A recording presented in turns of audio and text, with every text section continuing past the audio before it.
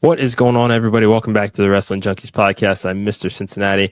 As always, I am joined by the podcast dad himself, Choops. What is going on, man? How are you? I'm good, man. How are you doing? Fantastic. It is a brand new week. It's fucking WrestleMania week. That I can't even believe I didn't start with that. Yeah, yes, it's a brand new week, but it is the biggest week of the year. It is Christmas. It's opening day. It is our birthday. It's St. Patty's. It's Mardi Gras, Cinco de Mayo, 4th of July, all rolled into one. It is just. I got everything. I got the opening day. I got the Mardi Gras. Yeah, never been to opening day. I like it. It's a time. It is a great time. I've heard. But no, this is WrestleMania week. I'm excited. I'm going to recap some Smackdown today, preview a little bit of Raw.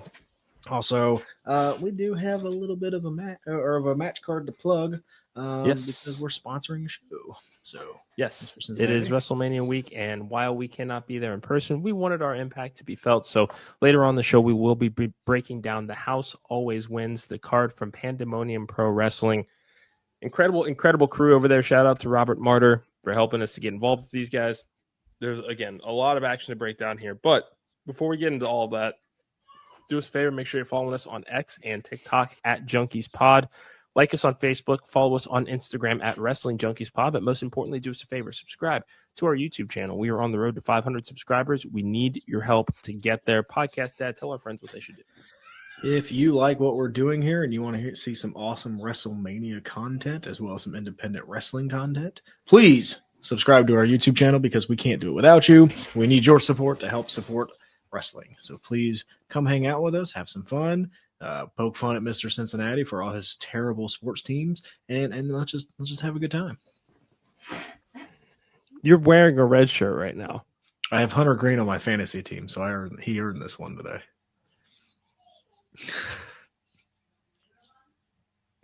Hey, I don't hate the Reds. I love baseball. I know MJB and I are going to fix the Reds. We've already figured this out. You just love pissing me off is what you love. Well, yeah. Half the fun.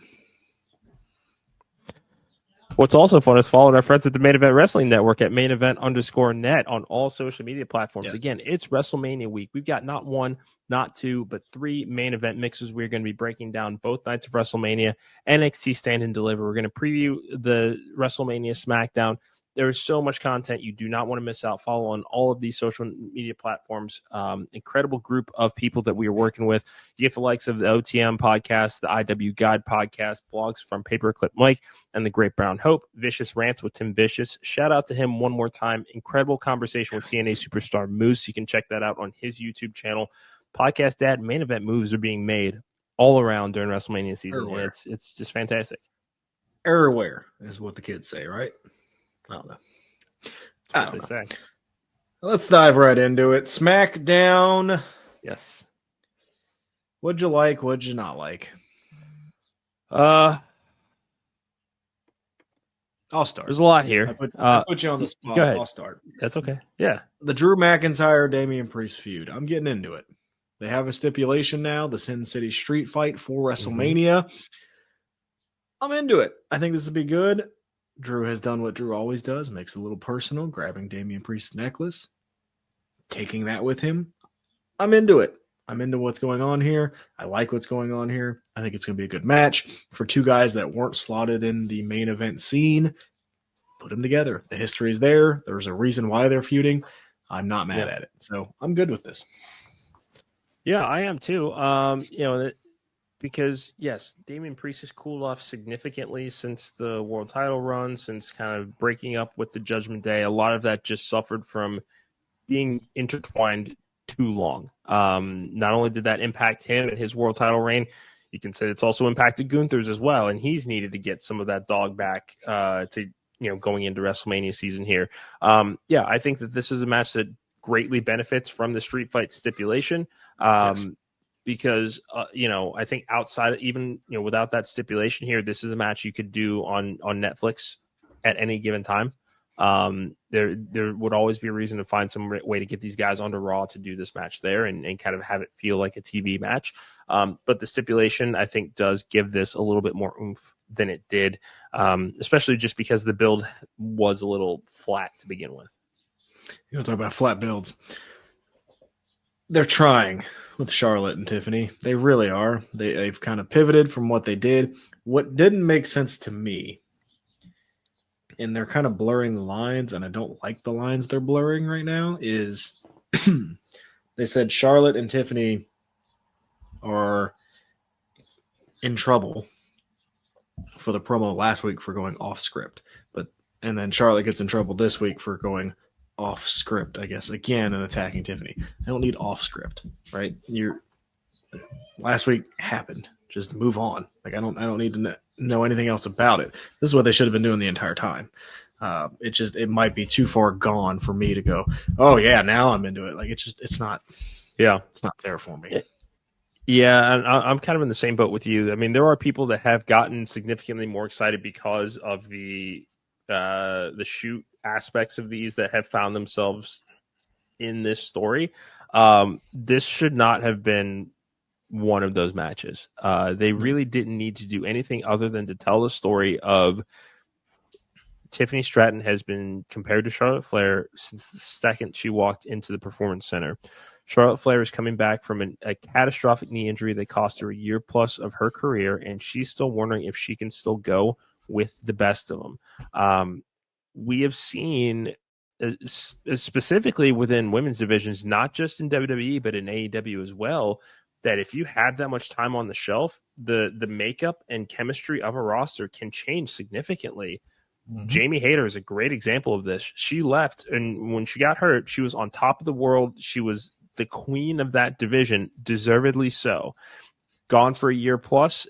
A number of major signings took place while she was away, and the chemistry is entirely different that she came back to. This is the same thing that Charlotte Flair has been experiencing as well, because there were a number of NXT call-ups. There are mid-card championships. So now everybody has something that they are vying for, even though we're not going to see Charlotte Flair in a program for either of those mid-card titles ever, which is fine. But the talent is hungrier. Everybody wants that opportunity, because when there is no Charlotte Flair, when there is no Asuka, when there is no Becky Lynch, these are all spots that are up for grabs. And when Tiffany Stratton is given the keys to the kingdom, and if you want to believe what was said would be the verbiage that should have been in that segment of Charlotte supposed to say to Tiffany that Money in the Bank was a ski lift to the top, and now you're afraid of heights. I love that. That would have been perfect. Mm-hmm. If that was indeed what was supposed to go down. They could have found a way to make this you're in over your head. You're here because of the Money in the Bank briefcase. Anybody can win the title. Now you have to defend it, and you have to defend it against a 14-time world champion. There were plenty of ways that they could get this story to be told. This is one that just fell flat, and I'm just hoping that the match itself is not as catastrophic as the Bills has been. I don't think that anybody's going to act out of pocket on the biggest show of the year. I would hope not anyway, but that's a very real concern. It just didn't need to get personal, right? They had no prior history, so there was no reason to get personal. I'm here, like you said, I'm here to prove that I can still do it, and you're supposed to be the new kid on the block. I'm going to knock you down. That's kind of how it is. Like, they had no prior history, so why are they getting personal? It just doesn't make any sense. Didn't make any sense. You mentioned mid-card titles. Are those still a thing? Because neither of them are being defended at WrestleMania. Actually, one is in the tag one of the match. champions, and it's. I can't wait till Bayley turns on her. Think it's time for that already? Yeah. Okay. Come on. This Bayley face run? It hasn't been good. It all started with the damn theme song. Dude, don't talk to me about the Def Rebels. It's one of the worst theme songs I've ever heard. It really, really is. Easily one of the worst I've ever heard. Look, the match will be fine. Will they win? Maybe. I don't know. But we introduced these titles. Neither of them are on the card. Yet we have Grande Americano, whatever his name is. Like, why is that a WrestleMania match? And our titles are not. I know. I don't. That to me, I can understand. I'm not going to put Chad Gable in that conversation, because he has worked his ass off over the last year. And I said this. I think it was last week. What's that? Then just make it Chad Gable. I understand. Like, we talk about how how rare and how special it is to get a singles match at WrestleMania. I understand that there is the hokiness of it shouldn't be Chad Gable. It's something. It gave him something to do, and he's getting a singles program with a WWE Hall of Famer. I don't give a fuck if it's Grande Americano or Chad Gable. I really, really don't, because there are not a whole lot of people that are getting one-on-one matches at WrestleMania. So it's kind of one of those, take the opportunity that's given to you. And I don't think that should be at the expense of either of the women's mid-card titles. I think there were plenty of other teams that could have qualified for that tag team title match, but the larger story of Bayley and Lyra over the Intercontinental Championship, I think, is what they're hoping to kickstart to go into this next wrestling season, so to speak. I'm not crazy about it, but just because we're not getting the mid-card champions, I just don't think it's fair to bring the fact that it's a cheesy Grande America Chad Gable in a mask story and saying, well, why is that getting the time? And it's not because Chad Gable worked his ass off to get it. I know. But you can't say that Chad didn't he didn't earn it. Yeah. 2 big questions for you. Sure. 2 totally different topics, but 2 big questions, and I want you to rapid fire them real quick.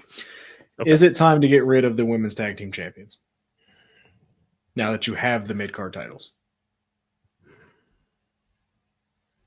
It feels like it's way too many titles. I would say I'm still going to say no, and this goes to something that I think that needs to happen with men's and women's division with the tag team titles. I think that the tag team champions, men's and women's, those are the only 4 that should go across all 3 brands. There is enough talent across all 3 shows, but when you try to make individual tag team divisions, And I think that that's what's pissed me off about the tag team title build on the men's side going into WrestleMania is SmackDown has been telling a story of everybody wanting the tag team titles for the better part of 4 or 5 months now. Those are being defended the night before WrestleMania. That's bullshit. New Day and War Raiders have done less than nothing to build this, and they're getting a WrestleMania match.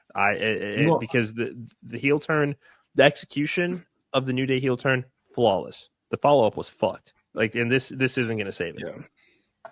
Look, I think that Raw Tag Team title match at Mania is going to be a let-me-up match.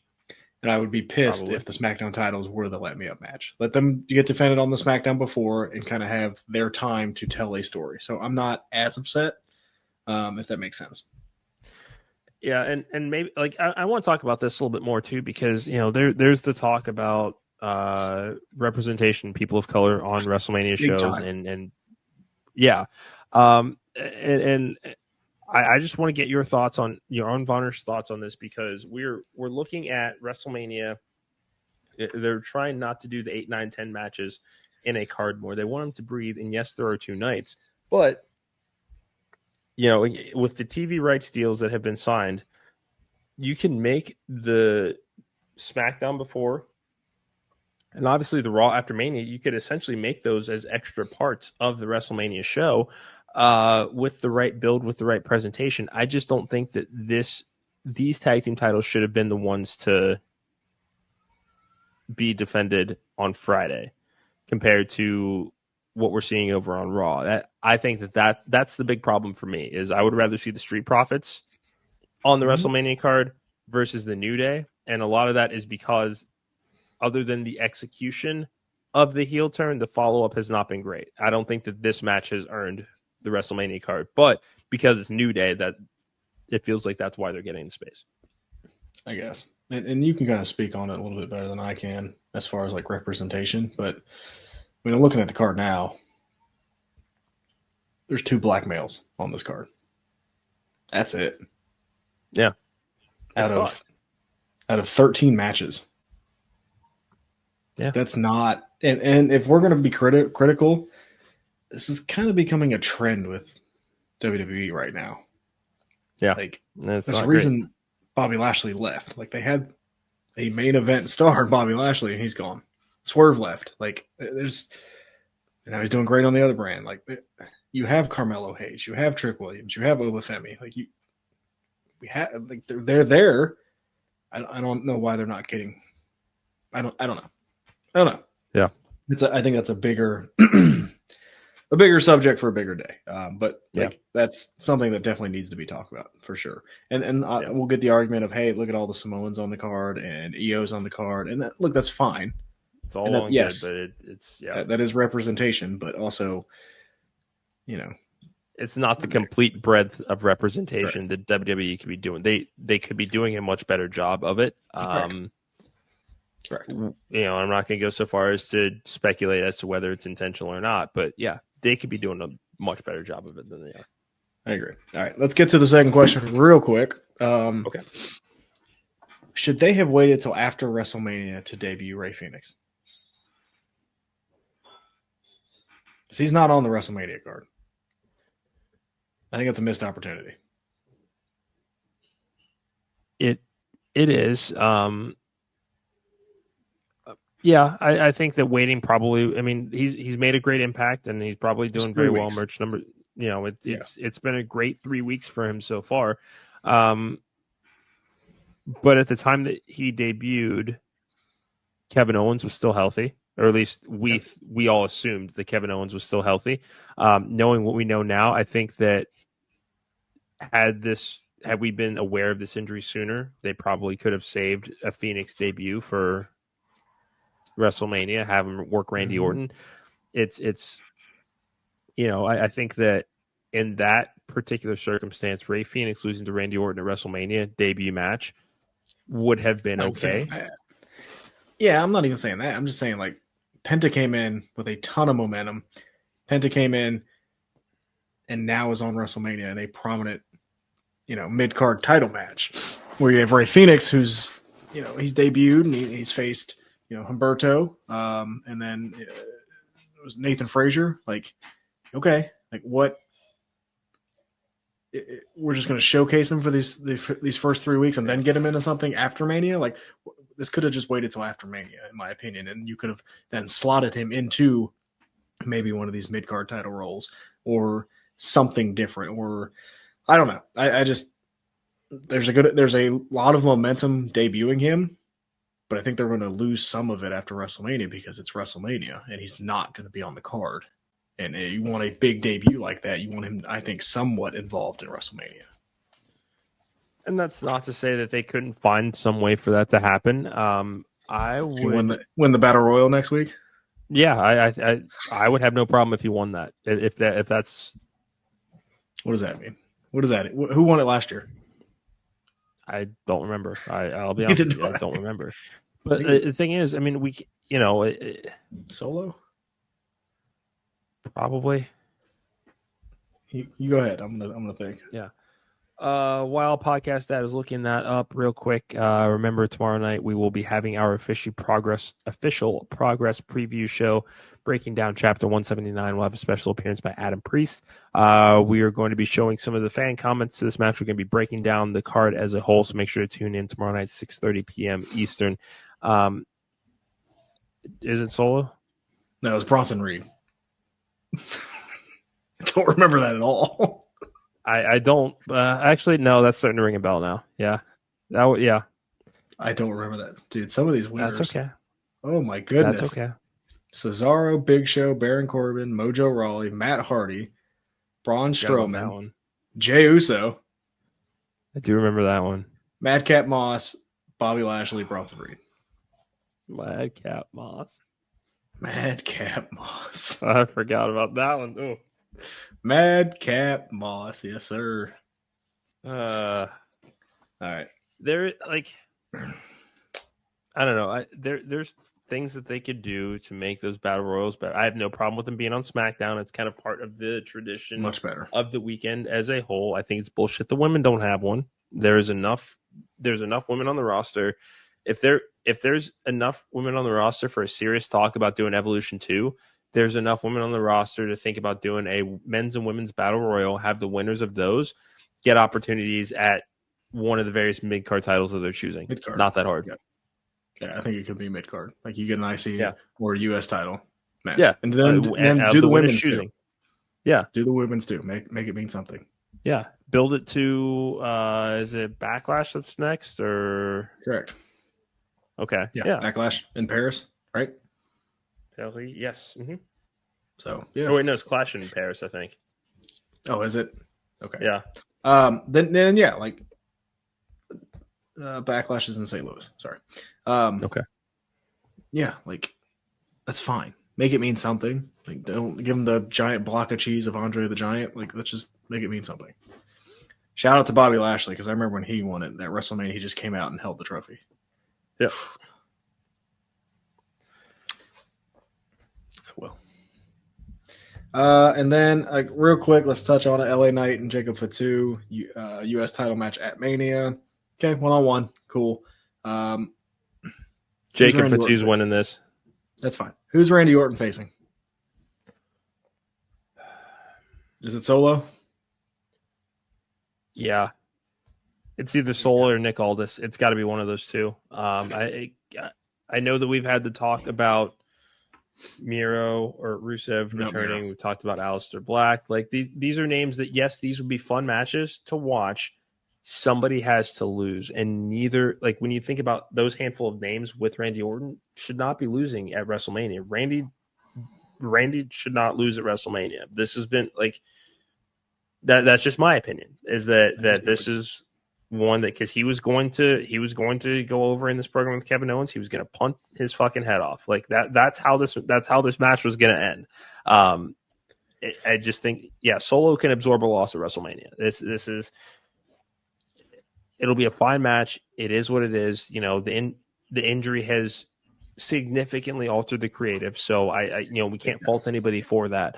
But I would not want to, just for the sake of saying that, hey, we've got these two guys that are back on the roster that are returning. I don't necessarily want you beating them, because they're both going to be massive deals on their respective brands, because we're still waiting for Bronson Reed to get back. There is a shortage of monster heels across the top of the roster on both shows that, protect them at all costs while you can. Rey Fenix, that's why I say that he's different, could absorb this loss at WrestleMania had he been somebody to answer this open challenge, is because we know he's wildly popular. We know that he's gifted and athletic. WWE audience is not as familiar with him as they are with Rusev and the former Aleister Black. There was at least that history there that makes them more insulated, that you can do more with the create a bigger aura for them, as opposed to Rey Fenix, who is new for the majority of the WWE audience, not necessarily, fans like you or I. I can't argue any of your points. Very well said. Thank you. I have nothing to say. That's pretty good. Aww, podcast then. Shut up. Don't make this a thing. Shut up. You know what was a thing? Cody Rhodes standing by 7 of the WWE world titles over the years. It's pretty cool. Building to his final confrontation, Cena has been advertised for SmackDown next Friday. Good. Good. I agree. Thank God. I didn't think he was going to be on anything, and I was a little worried. But good. We need one last stare down. If he didn't show up until Mania? Yes. I need one more thing. I need one more. Like him getting Crossroads can't be the last thing that we see. We need to see Cena get something. And in my humble opinion, I think we need to see Cena get his back and go, yeah, I'm not doing this. Like, we need to see, I think we saw a little bit of the heel side of John Cena. I need to see that next step of how does he now retaliate after being embarrassed. Because when was the last time John Cena was embarrassed? Long time. Yeah. Long time. So go out. I think next Friday is going to be really, really good. I think the go home is going to be very good. I think we're going to get something like we got with The Rock and Cody last year, where we're all going to be talking. Yeah. So I'm excited to see what happens next. Does Dwayne show up, yes or no, on Friday? No. Okay. Don't show up till Mania. Okay. You haven't showed up at this point, don't show up till Mania. I save that for Mania. It's so weird, though. It's so weird that again, don't get me wrong. I have loved the build for Cody versus Cena, and all of it is because of those 3 weeks in Europe, because they basically told a story in 3 acts across those 3 weeks to keep us invested, knowing that we've got very limited dates for John Cena.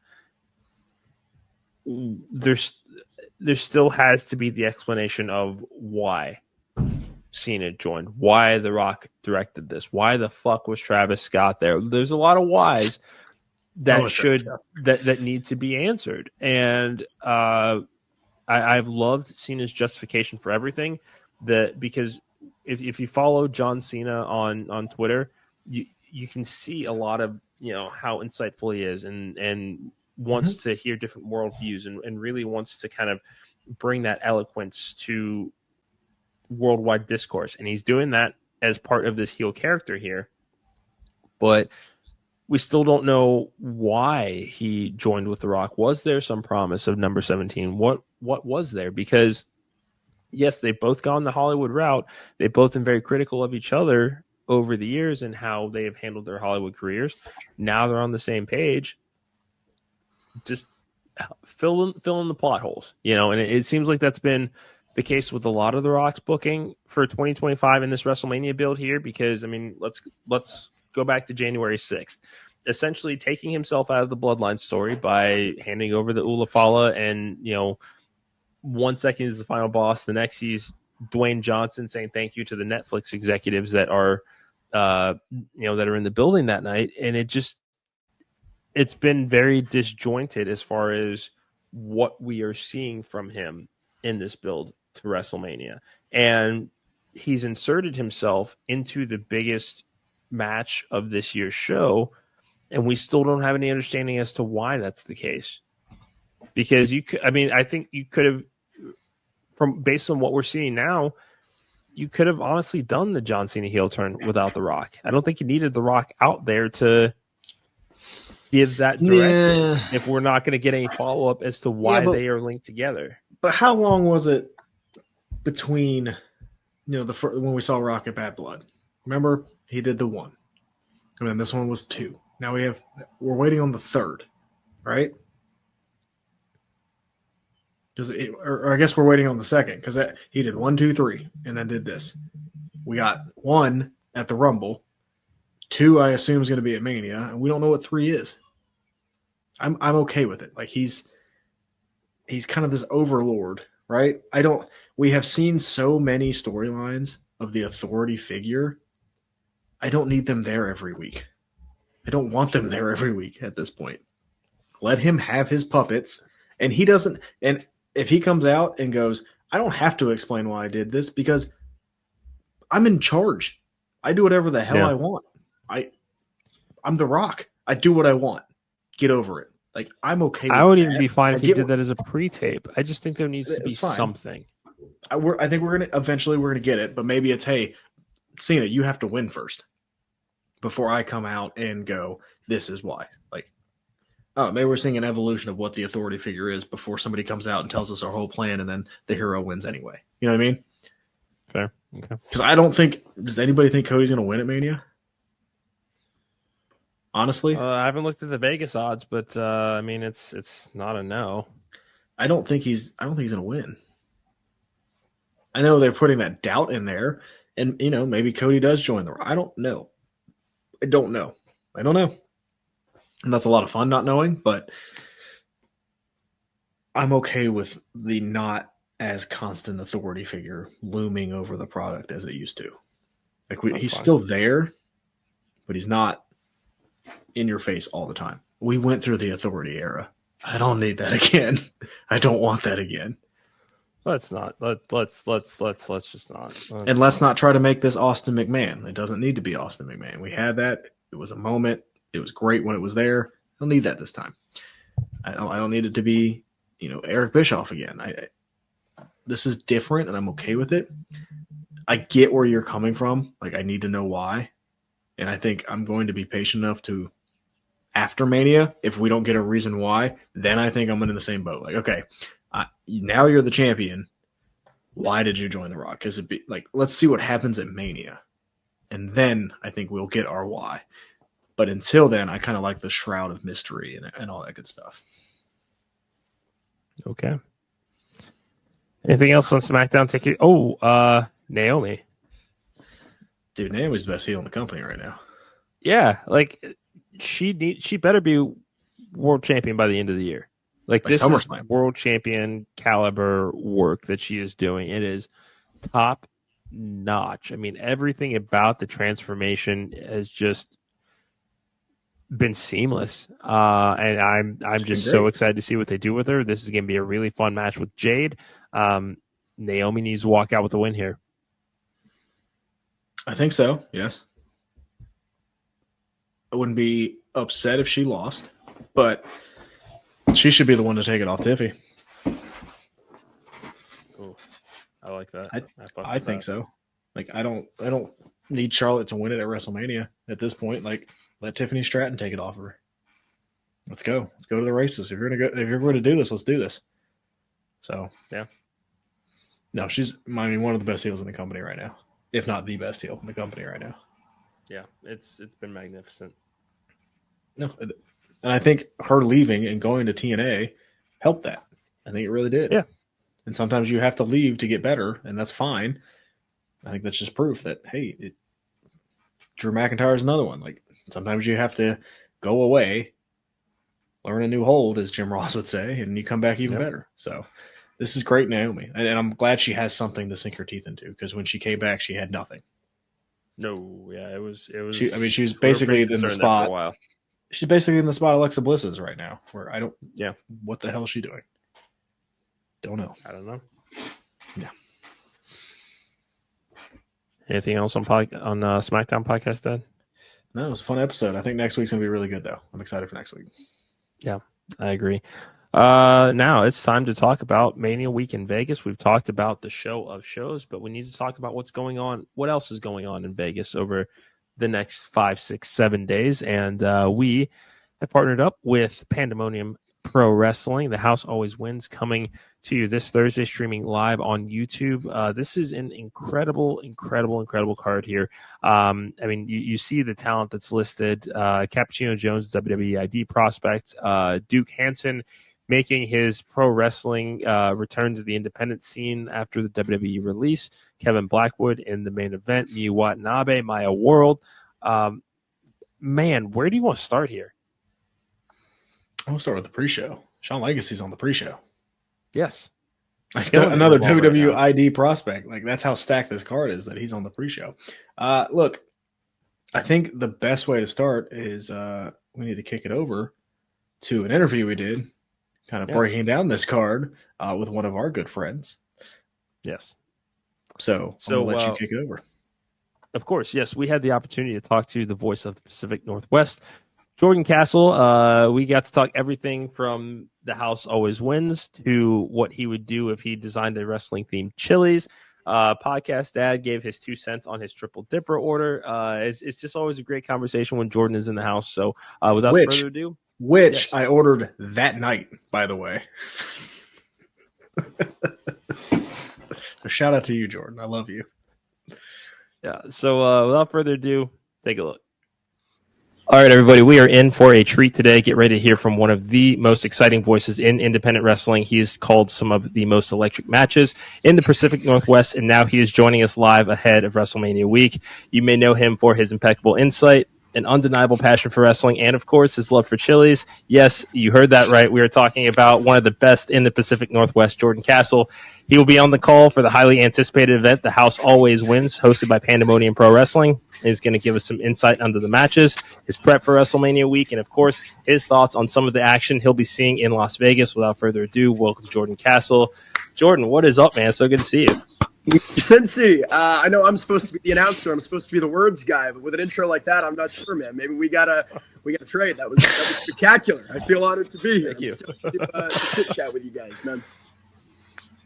All right, look, Mr. Cincinnati, I'm already going to take it off the rails real quick. All right, we're getting a Triple Dipper. What am I getting? Ooh, what are you getting, or what am I getting? No, what are you getting? Because I know what I'm getting. Okay, I'm going mozzarella. I'm debating between Nashville Hot and Honey Chipotle. Let's say Nashville Hot because we're going Honey Chipotle Chicken Crispers, and then a Southwestern Egg Roll, the classic tent pole of the Dipper. Yourself? 2 out of the 3. Sub the egg rolls for those sliders. Ooh, see, I like the sliders, but I think the full-size burger is where it's at. So for me, I'm starting with the triple dipper, and then the burger is the entree. That's the direction we're headed. But I respect it. I can't say I disrespect it. I can't say I don't understand it. And you want to hear something just insanely crazy? Is Mr. Cincinnati has never had one. We talked about this before. We talked about this last time. Yeah. Still hasn't happened. I know. Next time there's a WrestleMania or a big wrestling weekend where we're all actually in person together, I got to take you fellas out. We got to make it a point to do it and rectify that, quite frankly. Yeah, that's going to happen. So see you in New Orleans, yeah. Yes, sir. 100%. Oh, I love New Orleans. Oh, I'm not going to New Orleans for Chili's. Shut up. If I do make it to New Orleans for WrestleMania next year, for WrestleMania week, it'll be the first time I've ever been. And I'm kind of like, I'm excited. I like the prospect of it. But at the same time, I'm like, man, I kind of want to go to New Orleans a weekend where I can just get trashed and party and not worry about work. Because the idea of being there and having to like be a person and be prepared and, do preparation, it seems kind of antithetical to what New Orleans is all about. You know what I mean? That's fair. That is a really, really good point there for sure. But let's dive on in here. As we kind of stated rip, you were going to be on the call. You wanna? Wait, did you freeze up there? Oh, okay. I think I did. 100% think I did. You think you froze up there? Back. All right, you good now? Okay. All right. We're doing it live, baby. Live TV. I love it. That's the best part of the job here, but no, it's all good. So Jordan, you're going to be on commentary for The House Always Wins during WrestleMania week. You've seen the match card. What are the matches that are getting you the most excited about this week? And just give us a little bit of insight as to why. It's kind of a trick question, right? Because I think you look at this entire card. We got about a dozen matches on tap here, including the pre-show battle royal. And it's tough to cherry pick just a single one because I think the entire card is stacked to the gills, man. I mean, truly, you look at this, and to me, this is what WrestleMania week is all about. You got international standouts, you got televised superstars, you got the best of the best, the cream of the crop of the independents, and specifically here in Vegas, you have some local standouts that really, really excite me. I'll go with three because again, the entire card has show-stealing match of the night potential. But off the top of my head, I think Ninja Mac and Mustafa Ali for fans of high-flying, high-octane, thrill-seeking professional wrestling is the best you can get in that regard. You're a fan of junior heavyweight wrestling. You're a fan of cruiserweight wrestling. You're a fan of X Division wrestling. That's your bread and butter. And those are two of the best at it in very different ways. I'd say Ali's a little bit more meticulous. Ninja Mac's a little bit more, for lack of a better word, insane, unorthodox. So to see them, I should say, clash and cross paths will be very, very exciting. Same for Masha Slamovich and Mao, man. I think those are two hard hitters. Those are two big-time strikers and two cats with some serious strong style Japanese pedigree. Mao, of course, Japanese himself. Masha with several tours between her pre-COVID adventures, between her time with DJPW and GCW. So that's going to be one it's not for the faint of heart. And honestly, last but not least, this might be a bit of a curveball, but I'm big on this women's tag match, man. Brittany Brooks and Ella Envy versus Sandra Moon and Brooke Havoc. You talked about the Vegas exposure with Brittany Brooks, a new-time Nevada native, bringing in Ella Envy from down south. You got Sandra Moon and Brooke Havoc with the West Coast representation in their own right. As far as Moon, Havoc, and Brooks, three of my absolute favorites to call, three women whose matches I've called just as much, if not more, than anyone else's. And it'll be my first time calling an Ella Envy. So I'm really looking forward to it. Yeah. That's awesome. But I think those three are the ones that stick out. But the entire card from top to bottom, man, it's stacked. Can't say much more. You mentioned it, the pre-show over the top rope battle royal. As a commentator, how hard or how easy is that to call? Like, do you have any special approaches when going into a match like that? Man, I'd say sheer volume is the only difficult thing, right? In terms of preparation for how many people are in the match. You know, the worst thing you can be as a commentator is unprepared. The worst thing you can do is go into a show or a match and not know who these people are, not know what you need to know about them, move names, history, character background, right? And so it definitely ups the ante in that way because there's a lot more to remember and a lot more to keep straight. But at the same time, man, I love a battle royal. Growing up, the Rumble matches were always my favorite. The pre-WrestleMania, pre-show, DVD exclusive, WWE.com exclusive, what have you, battle royals were always my favorite little things to check out. And so with this being a WrestleMania weekend show, it only feels apropos to have one of those. So to answer your question, I think it's a challenge, but it's a fun challenge. You know what I mean? Mm-hmm. Yeah. Another fun name that's on the card is Cappuccino Jones, and I want to get your insight on this, Jordan, because WWE's recently announced the ID Championship tournaments, and that those titles are going to be up for grabs for anybody in independent wrestling, and anybody that does capture it can find themselves with an ID contract. How do you feel that this program has impacted the independent wrestling scene so far? It's still in its infancy, but there's been major announcements, major shockwaves, and it's really turned some heads. Really want to get your insight as to what you think the overall impact going forward will be. It's a great question. I think it is so early to tell, right? We've only just seen Evolve as a show start, which has really been the showcase for these cats. We've seen ID matches pop up around. And as you mentioned this weekend, we're seeing the ID Championship tournament with GCW and FSW. So it's very early to tell. I've seen a lot of trepidation from both fans and people in the industry around a corporation like WWE, the corporation, the market leader, for all intents and purposes, getting involved in independent wrestling. I think there's a lot of very worthy concern after what we saw with something like NXT UK, for example. So that's valid, and I'll never slight anyone for feeling that way. But personally, man, I think it's a very exciting thing. I think it's an opportunity to showcase independent wrestling to a completely different audience. I think it's an opportunity for wrestlers who are a part of a system or potentially a part of a system, who have the opportunity to become a part of a system, to become as well-rounded and as full as they possibly can be. You hear it all the time, and this is not true just of wrestling. This is true of any medium, any art, any sport, anything.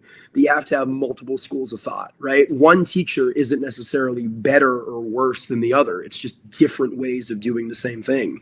And so I think it's nothing against the Performance Center, right? It's nothing against WWE and NXT and the way they do things. But if you're only learning under one collection of cats and you're only learning one school of thought, you're going to be fairly limited. And so I think this gives the opportunity to allow that pathway to a place that I'd say the hefty majority of people involved in this business aspire towards in some way, shape, or form, while still giving them the opportunity to learn under and showcase in a completely different school of thought, a completely different medium, that being independent wrestling.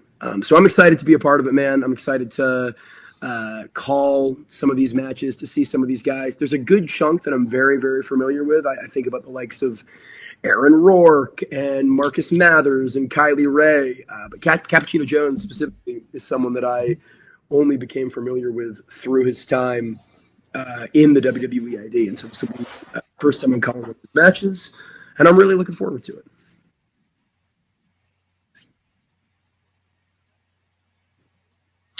You mentioned a little bit. You touched on it earlier. It was some of the women's matches on this card.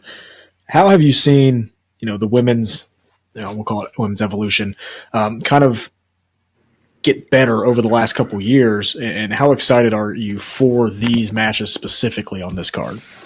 I think it's so wonderful, honestly. I remember I'm a young fella, 24 years old, so I started watching wrestling around 2009, 2010, and even then, man, even in the aughts, we were the tens, I should say, I guess late aughts, early tens. Women's wrestling was still a sideshow, right? It was still bra and panties matches. It was still matches. It was still sex appeal and the sort of contrived, over-sexualized image of women's wrestling that was pushed for so many years. And I think we've gotten away from that, which is great. Mm-hmm. And it's only grown more and more since then. It's not just, we have good women's wrestling. We have a good women's wrestling match. You can have every other match on the card be a women's match, right? You can have half of a show be women's matches. You can have an entire show be women's matches, to the point where, honestly, it sounds kind of silly to say maybe, but I don't think there's even a point a lot of the time in putting the label on this as a women's match. To me, it's wrestling. It's not women's wrestling. It's not intergender wrestling. These are just great wrestlers who are kicking ass and putting on a great show, the same as any dude would. So it's very cool to be a part of that, especially with, like I said, someone like a Sandra Moon or a Brooke Havoc, who I've been fortunate enough to see regularly and to see their growth and their maturation over time. To me, I think they can stand toe-to-toe with anyone, regardless of gender, regardless of any qualifier. So it's very, very cool to see. Well said. Yeah. So let's look at WrestleMania week as a whole for you. It's busiest time of the year for everybody in this world, especially for commentators, and you're going to be all over the fucking place. So do you have any pre-event rituals or tricks to make sure that you're fully energized and ready for what you've got going on this week? I'd say for me, the most important thing is just protecting the instrument, as corny as that might sound. The human body, you can be as excited as you want. You can have all the preparation in terms of research and knowing what you're talking about and being well educated. But if your body gives out, then your voice gives out, and then there's not much you can do. So I think I'm making a point to get as much sleep as I possibly can, especially leading up, because God knows that's going to be much easier said than done during the actual weekend. Yeah. A lot of lozenges, a lot of vocal warm-ups, a lot of throat coat. It's funny, I was a theater kid for many, many years, to the shock of probably no one in my high school and college years. And so to bring some of that experience over has been very, very useful in terms of protecting the voice, in terms of staying healthy, in terms of staying spry, as it were. So it's going to be a tough battle, but definitely doing everything I can to keep this puppy going, man.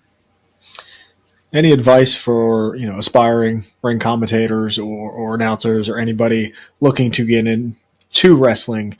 Maybe this is their first WrestleMania week. Any advice for you or from you to them that, like, hey, it's exciting, but maybe don't get too crazy kind of thing? Like anything like that?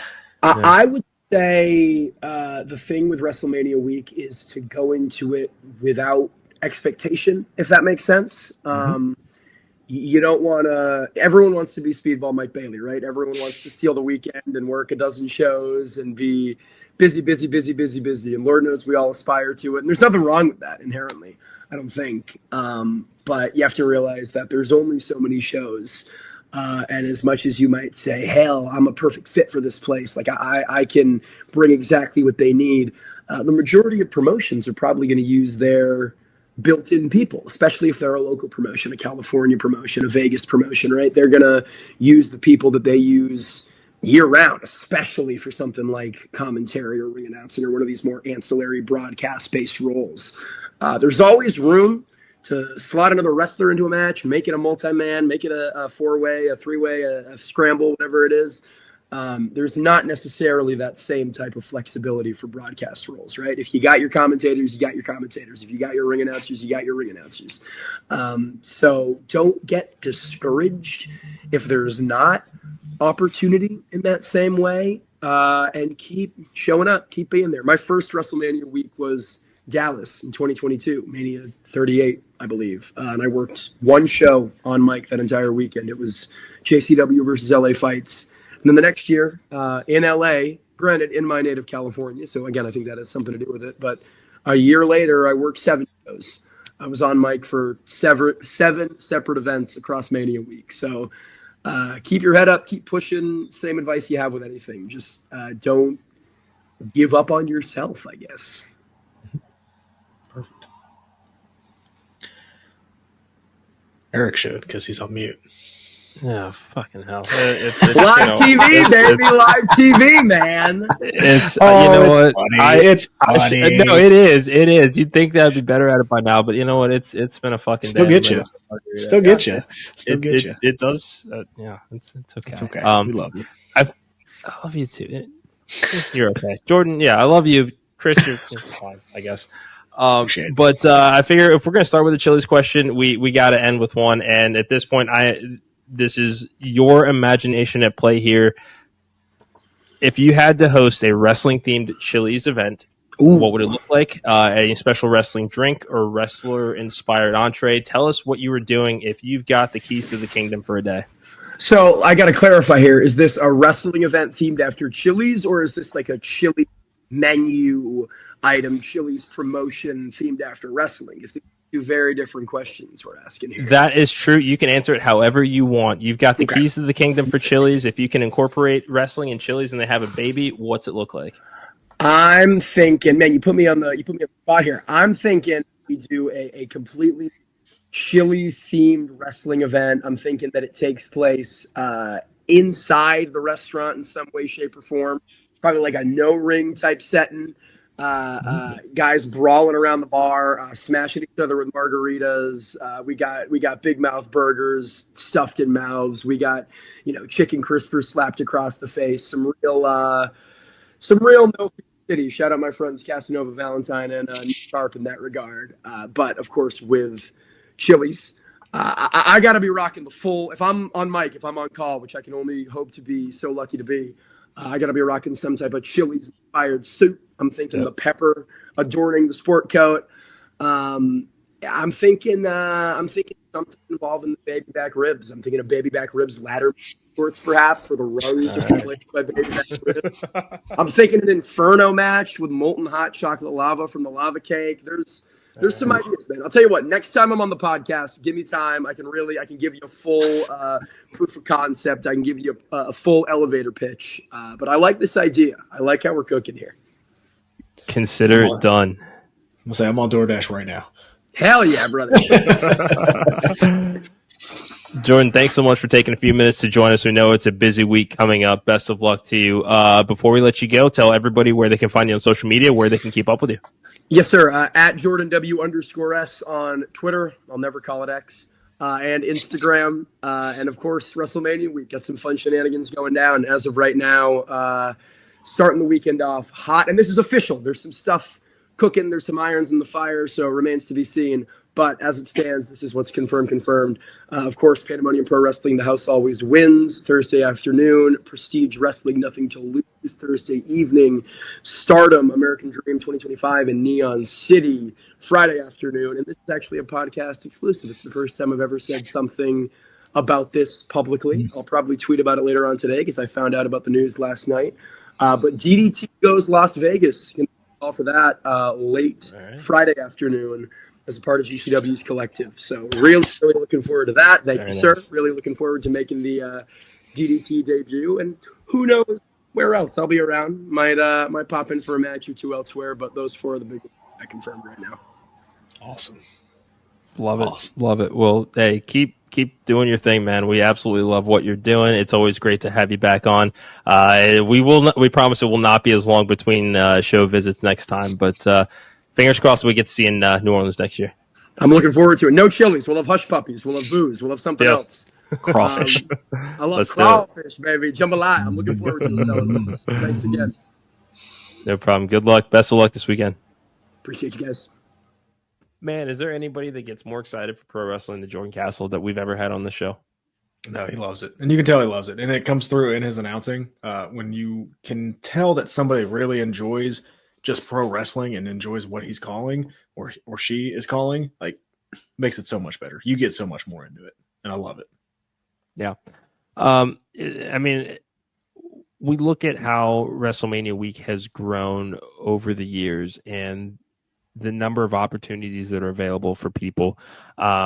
It's just great to see all of these shows whenever WWE gets to a town and just takes over and the wrestling world just flocks to it.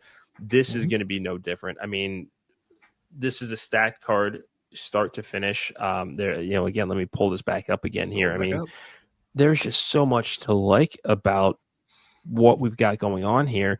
And there's a lot of major moves behind the scenes for Pandemonium going into the rest of 2025 here. This is really going to set the tone for them and what it is that they bring to the table here. I am so excited. We're certainly proud to be a part of this event in any capacity, really, because this has just been incredible to see the build to this event. And where can I check this out, Mr. Cincinnati? Now, Yes, this will be streaming live on Pandemonium's YouTube channel this upcoming Thursday. It will be all that information we will have on our socials. Remember to follow us on X at Junkies Pod. Drop your predictions as well. We want to hear them in the comments. DM us, tweet us, at us. I guess I should say. I'm so fucking old. But yeah, we want to hear from you and what you are hoping to see out of this card. Again, I mean, Mustafa Ali is here. Like it's against Ninja Mac.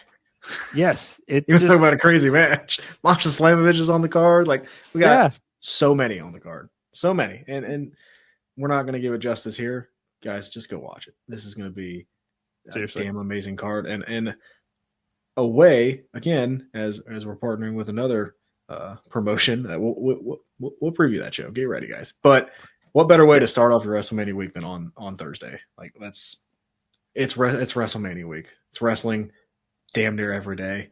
Let's get it. Yeah, this is one of the best times of the year. And again, you can keep up with all the action by following us on X and TikTok at Junkies Pod. Like us on Facebook, follow us on Instagram at Wrestling Junkies Pod. But subscribe to that YouTube channel, Podcast Dad. Tell our friends what they should do. Tell one person if we have sold you on any of these cards this next week. Like, please, or this week. Man, I don't even know what day it is. Please, it's WrestleMania week, guys. Come have fun with us. We're going to have a great time. Please come have fun with us. Support your local independent wrestling now because this is the biggest time of the year. Let's come hang out. We're going to have so much fun. Yeah.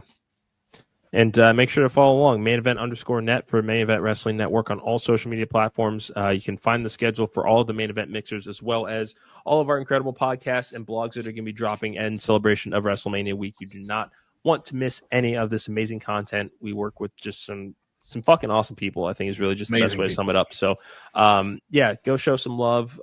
Thank you guys so much. And shout out to our sponsor, Gorilla Press Apparel. .bigcartel.com. Remember, promo code WJP2024 scrolling down there at the bottom gets you 25% off site wide. You can get our new Wrestle Sips t-shirt over there as well.